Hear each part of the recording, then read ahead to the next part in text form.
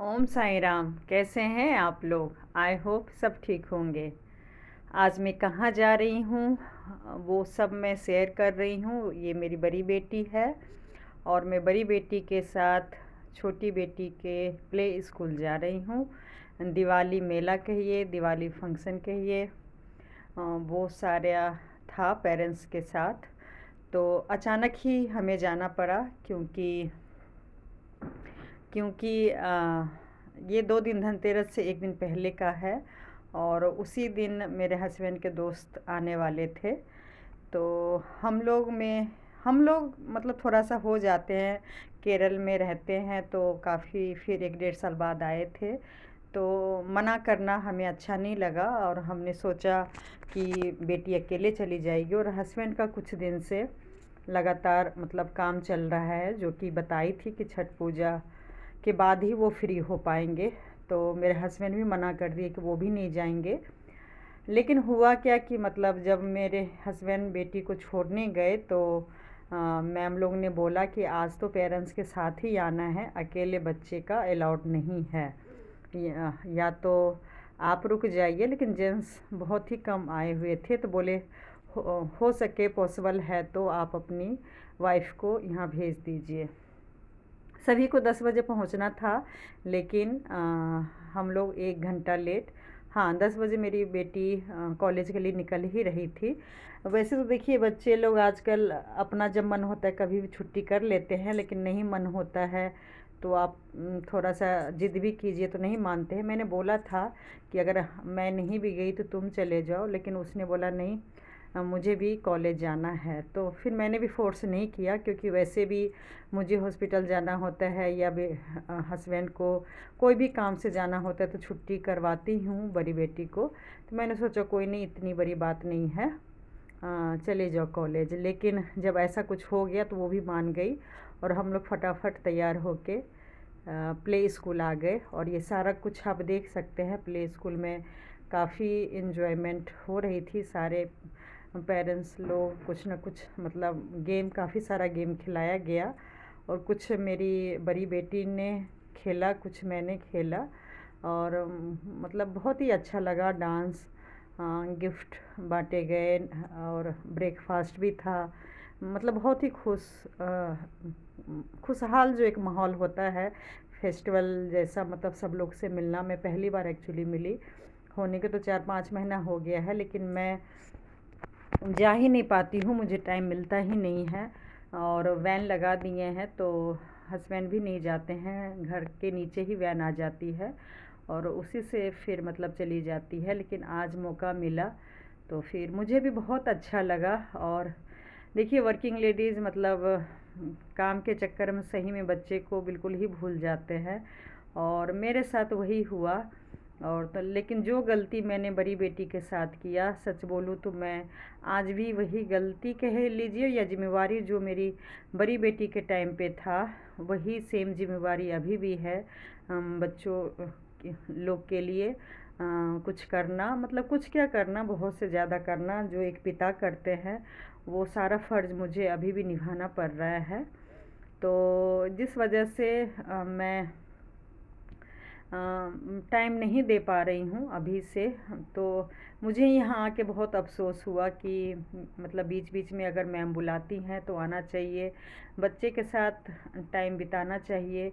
और काम काम काम करते रहो तो मतलब सही नहीं है। और जो जो मैंने गलती किया, मुझे सारा कुछ बैठे बैठे मतलब याद आ रहा था कि बड़ी बेटी के टाइम पे भी मतलब वैसे तो मैं पेरेंट्स मीटिंग में मैं ही जाती थी, हस्बैंड नहीं जाते थे। थोड़ा सा उनको मैम से बात करना या थोड़ा बहुत होता है ना शिकायत बच्चे के कर देना या कुछ भी हो, तो वो नहीं जाते थे। मैं 1-2 घंटा लेट ऑफिस जाती थी, लेकिन बेटी के साथ मैं ही पेरेंट्स मीटिंग में जाती थी। और गलती ये हुआ, देखिए कई लोग, चलिए ये आप लोग एंजॉय कीजिएगा। और क्योंकि मैं पास्ट की ही बात बताती हूँ तो इस वीडियो में भी मैं पास्ट का कुछ बता रही हूँ। तो मैं ये बिल्कुल भी नहीं मानती हूँ कि जो वर्किंग लेडीज़ होती हैं, ख़ासकर आजकल की, उनके बच्चे पढ़ने में तेज़ ना हो या एक्टिविटी में तेज़ ना हो। बहुत कुछ बच्चे मतलब जो वर्किंग लेडीज़ होती हैं वो सिखाते हैं, लेकिन वर्किंग लेडीज़ वो सिखाते हैं जो खुश हैं अपने जॉब से, अपने फैमिली से, घर के माहौल अगर ठीक है तो मान लीजिए बच्चा सीख सकता है। लेकिन मेरे कुछ वीडियो से तो आप लोग समझ ही गए होंगे कि मेरा पास्ट का दिन कैसा गया था, खासकर जब स्टार्टिंग जब मेरी बेटी छोटी थी, जब मैं जॉब कर रही थी। कुछ स्टोरी मैंने शेयर किया है, तो उस चीज़ से आप लोग समझ सकते हैं कि जो एक टाइम माँ को देना चाहिए या फिर घर में जो एक माहौल होना चाहिए पढ़ने का और खुशहाल जो एक माहौल घर में होता है, वो उन दिनों में बिल्कुल भी नहीं था, जो कि आज भी नहीं है। मैं ये नहीं बोल रही हूँ कि आज है, आज भी मतलब जब से छोटी वाली बेटी हुई है तब से ऐसे ही कुछ मामला चल रहा है, जो कि मैं अब बहुत ज़्यादा बहुत जल्द बदल के रहूँगी। बहुत हो गया, मैं थक गई। मैं जैसे पहली थी, मैं अब अपने आप से प्रॉमिस की हूँ कि मैं अब ये दलदल से निकलूँगी। बहुत हो गया। मुझे अपने बच्चों के लिए अभी भी बहुत कुछ करना है और मुझे ये सब में अब नहीं पड़ना है। जिनको जितना तारीफ़ करना है वो तारीफ़ करें। देखिए, जो जिसका कर्म है वो कर्म मतलब होता है, जैसे कैमरा में कैद हो गया, 10-15 दिन पहले हुआ लेकिन आज भी लोग देख सकता है। ऐसे ही जो जिसने कर्म किया है वो भगवान के कैमरा में कैद हो चुका है, चाहे अच्छा किया है चाहे बुरा किया है। चाहे मैंने अच्छा किया है बुरा या मेरे रिलेटिव लोग ने किया है, भाई सब अपने अपने जगह सही है। सबका अपना अपना नेचर होता है। मैं कौन होती हूँ किसी को बदलने वाले या सही या गलत कहने वाले। अगर मैं अपने आप को सही कर ली, सही क्या करना है, जो मेरा एक नेचर था, काम करो, खुश रहो, दिन रात मेहनत करो और अपने बच्चे परिवार के लिए जो जो ज़रूरत की चीज़ है वो सारा कुछ हासिल करो। तो बस अब वही मैंने निश्चिंत फाइनल अपने मन में कर लिया कि काम तो करना है, लेकिन अब ऐसा कुछ काम करना है कि मैं थोड़ा सा बच्चे को भी टाइम दे पाऊँ, क्योंकि बच्चे को मैं बहुत कम टाइम दे पा रही हूँ, बहुत कम जितना देना चाहिए। तो बड़ी बेटी में भी मैंने कम टाइम दिया। पैसे तो मिले, कई लोग देखिए ताना देते हैं कि कमाने को तो लाखों करोड़ों कमा ली लेकिन बच्चे को नहीं बना पाई, बच्चे उस हिसाब से आजकल के हिसाब से नहीं बना, और कमा के क्या फ़ायदा, बेटी ही तो है। किसके लिए इतना दिन रात मेहनत कर रही है, पहले भी और आज भी। तो देखिए, मैं सबसे कहना चाह रही हूँ कि कुछ चीज़ें ना अपने हाथ में नहीं होती है। अगर बेटा बेटी अपने हाथ में नहीं है तो जो पढ़ाई जो है ना, सच बोल रही हूँ, आप लोग भी गौर कीजिएगा, पढ़ाई भी एक ऐसी चीज़ है, कुदरती चीज़ है। मतलब जो दिमाग चाहे आवाज़ है गाने में या ड्राइंग में या एक्टिंग में या मतलब पढ़ाई जो देखिए बिल्कुल 100-90 A+ जो बच्चे लाते हैं, सच बोलूँ उनके माँ बाप में इतनी काबिलियत नहीं होती है जितना कि गॉड गिफ्ट भगवान उस बच्चे को भेजते हैं। हर माँ बाप का सपना होता है कि मेरा बच्चा अच्छा से अच्छा ही सब कुछ करे, लेकिन ये संभव नहीं है। क्योंकि कुदरती जो दिमाग बच्चा लेके आता है वो लेके आता है। हाँ, हम पेरेंट्स को कोशिश ज़रूर करना चाहिए कि बच्चा अच्छा से अच्छा करे, लेकिन अगर नहीं कर पाता है तो देखिए, ज़्यादा प्रेशर दे के बच्चे को डिप्रेशन में डाल देना या बच्चे को परेशान करना या बच्चे को इतना मजबूर कर देना कि मतलब वो गलत स्टेप उठा ले। मतलब या तो होते हैं ना आजकल के बच्चे, मतलब घर छोड़ के चले जाते हैं या अपने आप को ख़त्म कर लेते हैं, तो उतना मजबूर भी बच्चे को करने की कोई ज़रूरत नहीं है। और मैंने यही सोचा, दुनिया समाज देखिए बिल्कुल काम नहीं देता। मुझे भी बहुत ताने मिलते थे, घूमती हो, इतना जॉब पे टाइम दे रही हो, बिज़नेस कर रही हो और बच्चे पे बिल्कुल भी ध्यान नहीं दे रही हो, घर में इतना गंदा माहौल है और जिसकी वजह से बच्चा पढ़ नहीं रहा है, बहुत कुछ था। तो मैं यही कहना चाहूँगी, देखिए जो बच्चा पढ़ना चाहते हैं तो वो देखिए गरीब के भी को बच्चे पढ़ लेते हैं, लेकिन हाँ वो गॉड गिफ्ट होता है, सबकी बस की बात नहीं है।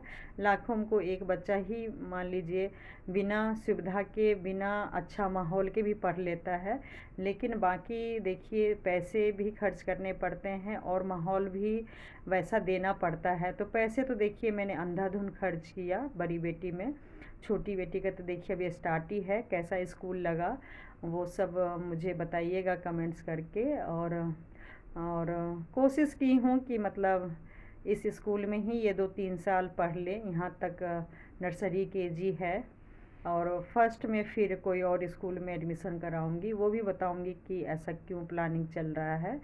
पहले बता देती हूँ कि हाँ उस टाइम पे जो गलती हुआ वो ना दोहराऊं, लेकिन कोशिश मैं या मेरी बड़ी बेटी कर सकते हैं कि छोटी बेटी थोड़ा अच्छा ठीक से पढ़ ले, क्योंकि पढ़ाई के बिना देखिए आजकल कुछ भी नहीं है।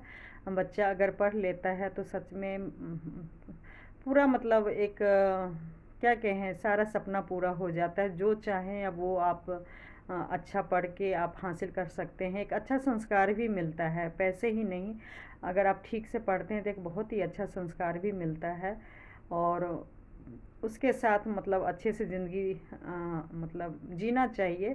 हाँ मैं ये नहीं कहूँगी कि मेरी बेटी बड़ी वाली पे हमने लाखों खर्च किया तो वो डुबो दी, बिल्कुल ही बेकार हो गई है, किसी लायक नहीं है, ऐसा कुछ भी नहीं है। हाँ मतलब थोड़ा सा बीच बीच में प्रॉब्लम हुआ, और कुछ साल तो देखिए मैं जॉब भी छोड़ दी थी, लेकिन मैं ट्रीटमेंट के लिए कंसीव दूसरे बच्चे कंसीव के लिए हॉस्पिटल जाती थी, और उससे भी ज़्यादा मेरे हस्बैंड की तबीयत ख़राब हो गई थी 7-8 साल पहले, ज़्यादा होने लगी थी, तो वो उनके कई डिपार्टमेंट में एम्स में जाती थी, तो फिर उसमें टाइम लगता था। तो आप समझ सकते हैं ना, जब पेरेंट्स दोनों ही नहीं है और टीनेजर बच्चे हो जाए, खासकर मोबाइल हो जाए, इंटरनेट हो जाए, तो बच्चे को कहाँ समझ आता है कि भाई पेरेंट्स बीमार है, पेरेंट्स बार बार हॉस्पिटल के धक्के खा रहे हैं। तो बच्चे की जिम्मेवारी है, खासकर इकलौती ही बेटी थी। उम्मीद तो देखिए हर माँ को होता है, हर पेरेंट्स को होता है कि मेरा बच्चा अच्छा करे, लेकिन अगर हम लोग ने डिसाइड कर लिया, हमें पता चल गया कि वो नहीं कर पाएगी, तो सही बोलूँ ना मैंने सपना देखा, ना उसे दिखवाया, और फोर्स भी नहीं किया, और समाज के डर से तो बिल्कुल भी काम नहीं किए कि ये लोग क्या कहेंगे, रिलेटिव क्या कहेंगे, आसपास के लोग क्या कहेंगे कि देखो एक बेटी थी उसको भी ठीक से नहीं पढ़ा पाई, या बेटी नहीं पढ़ी। तो वो सब से निश्चिंत हो गई कि देखिए आज जो भी है कम से कम नज़र के सामने है। कल को हो सकता है मैं दुनिया, समाज या रिलेटिव के चक्कर में दिन रात इतना परेशान करती, इतना परेशान करती कि आज शायद वो दुनिया में ही नहीं होती। तो वैसे तो देखिए माँ का फ़र्ज़ है, कहते हैं ना कई बीमारी को ठीक करने के लिए डॉक्टर करवा, दवाई, इंजेक्शन, ऑपरेशन सब कुछ करते हैं। तो मैं भी बड़ी बेटी को सही बोलूँ अच्छे से ज़िंदगी बिता ले, ठीक से मतलब पास हो जाए, उसके लिए मतलब आज मुझे सब कुछ याद आता है, इसलिए मैं आप लोग के साथ शेयर कर रही हूँ। जब ऐसी परिस्थिति में घिर गई हूँ कि 23-24 साल हस्बैंड के साथ बिताई, और आज जब ज़्यादा परेशानी में फंस गए हैं तो ये सारी चीज़ें बातें याद आ रही है कि स्टार्टिंग में देखिए जॉइंट फैमिली को लेके हम हस्बैंड वाइफ का रिश्ता मतलब बहुत बहुत ज़्यादा ख़राब हो गया था। जितने ही अच्छे से हम लोग रहना चाहते थे, प्लानिंग बनाए थे, शादी से पहले हम लोग की इंगेजमेंट हुई थी, इंगेजमेंट के बाद हम लोग फ़ोन पे ही बात करने लग गए थे, मतलब फ़ेस टू फेस तो नहीं मिले कभी भी, लेकिन बात करने लगे थे। बहुत कुछ मतलब अपने आप को समझा लिए थे, सपना देखे थे कि ऐसे जिएंगे, ऐसे रहेंगे, और फैमिली के साथ सब कुछ मतलब जो एक बहू का, एक बीबी का जो सपना होता है वो लेके आए, और हस्बैंड भी बहुत सपोर्ट किए। मतलब लग रहा था कि एक अलग ही दुनिया मतलब जो होता है ना, 18 साल में शादी हुई थी, बहुत कुछ सोच के आए थे, लेकिन ऐसा कुछ नहीं हुआ। बहुत ज़्यादा मतलब रिश्ता ख़राब हो गया, और आज से ही बोले यही याद आ रहा है। बस भगवान से यही कह रही हूँ कि काश मैं उस वक्त को रोक पाती, उस वक्त को मैं बदल देती। सही सच बोल रही हूँ, मेरे हाथ में था ही नहीं। आज भी अकेले में अपना गलती ढूंढती हूँ कि ऐसा मैंने क्या गलती किया कि जो भी एक वाइफ हस्बैंड का जो रिश्ता होना चाहिए था वो नहीं हो पाया। मतलब फैमिली तो मान लीजिए, कई लोग होते हैं कि जॉइंट फैमिली में नहीं रहते हैं और अपना ज़िंदगी बसा लेते हैं, लेकिन वो सब चीज़ हम लोग हिम्मत ही नहीं कर पाए। और मतलब ख़ासकर मेरे हस्बैंड तो बिल्कुल भी नहीं। वो तो देखिए आज भी मैं लास्ट में घर दिखाऊंगी, आज भी मैं कह रही हूँ कि जी लो, भगवान ज़िंदगी देंगे तो अब ये सेम लाइफ नहीं जीना है। भगवान ने बहुत कुछ दिया है, चाहे तो हमारा जो पहले का फ्लैट है उसमें भी जा सकते हैं, नहीं तो हम नया एक फ़्लैट ले लेते हैं, लेकिन वो मानने को तैयार नहीं है। तो ये तो रही चलिए प्रेजेंट की बात, लेकिन हाँ, मैं पास्ट की बात बता रही हूँ कि बेटी, बड़ी वाली बेटी ने कोशिश किया। हाँ, स्टार्टिंग मतलब बीच में थोड़ी सी प्रॉब्लम हो गई थी, लेकिन हाँ उसने फिर 2-3 साल संभाला। 10th में काफ़ी मेहनत की, 10th में भी काफ़ी फिर अच्छा नंबर लाई, फिर 12th में भी लाई, और अब तो कॉलेज कर रही है। लेकिन हाँ, इतना देखिए उम्मीद है कि अपना ज़िंदगी जी लेगी। और सही बोलूँ, क्यों नहीं जी लेगी। हम लोग देखिए स्टार्टिंग में गांव में पढ़े, उसके बाद दिल्ली में आके भी गवर्नमेंट स्कूल में हिंदी मीडियम से पढ़े, और अगर भगवान की कृपा देखिए रही, मेहनत किए दिन रात, तो आज सब कुछ अपने बल पे हासिल किए हैं। मतलब अपने आप को, हर लेडीज़ को भी प्राउड फील करना चाहिए कि मतलब हम अपने फैमिली के काम आए, आज अपने बच्चे की ज़िम्मेवारी निभा रहे हैं, हस्बैंड की ज़िम्मेवारी निभा रहे हैं, और भी अगर कुछ ज़रूरत हुआ दुनिया समाज में, वो भी मैं आज भी कर रही हूँ, और भगवान ने चाहा तो मैं आगे भी करती रहूँगी। तो ऐसी बात नहीं है कि जो कम पढ़े लिखे होते हैं वो अपना ज़िंदगी नहीं जीते हैं।